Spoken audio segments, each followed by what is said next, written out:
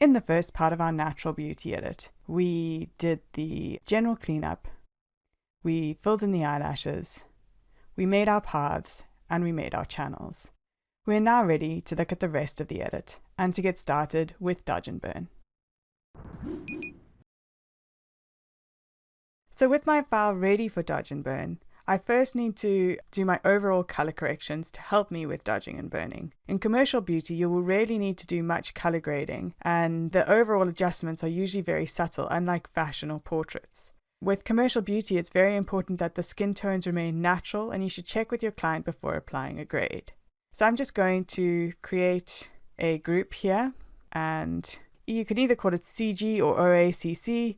I'm going to call it OACC. CG stands for color grade and OACC stands for overall color corrections. And then I'm going to also add a check layer, which will help me as well. So I'm going to press Control and Option, and I'm going to click on the new layer icon, and I'm going to go to soft light and fill with neutral gray, and I'm going to call this layer check. And I'm going to now turn it to color mode, and I'm going to just add a slight darkening curve as well. If I wanted to, I could set this to multiply if I need to view what's going on with the skin a bit better. But I think I'm going to leave it at this for now. So I'm also going to label this check, and I'm just going to group them into a help check group. I'm going to turn them off for now, and then we're going to go into the OACC group. I'm just going to add a curve for contrast or for brightness. And I'm not going to add much. I think this image was shot and processed pretty well, so it doesn't need much work done to it. And as I mentioned, in beauty, you often don't need to do much with the color grade. I just do want to add a little bit more contrast to about there. I think I'm going to lighten the hair slightly. I'm going to get another curve, and I'm just going to come back to that curve. Firstly, actually, I'm going to do a hue saturation there, and I'm going to desaturate slightly, maybe by 10%. And then I'm going to go to my other curve, which will be a color curve. I want to take a little bit of green out the image, and I also want to take a little bit of blue out the image. No, that's too much. That's better. And I'm just going to see what happens if I adjust the red slightly. I think the red is great about there. And let's just take a look. So we've just added a touch of contrast really, and just cleaned up that color a little bit. So I'm just going to call this color contrast and minus that, should we say. And that's all the grade we need. The skin tones are still looking natural, but it's just popping a little bit more.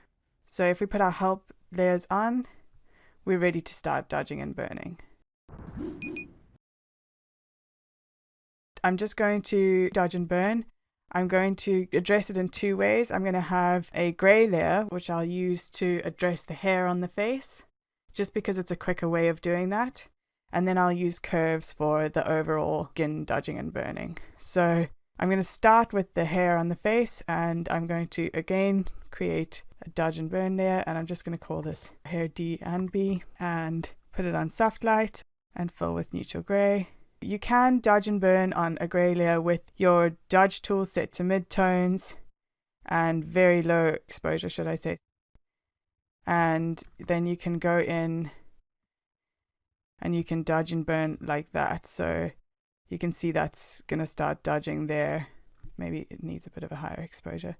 So as you can see, it's starting to dodge away that area there, and you would just go around the image and you would dodge like that, and then obviously burn. You would also want to set it to your midtones for this, and you would want it at a much lower exposure as well.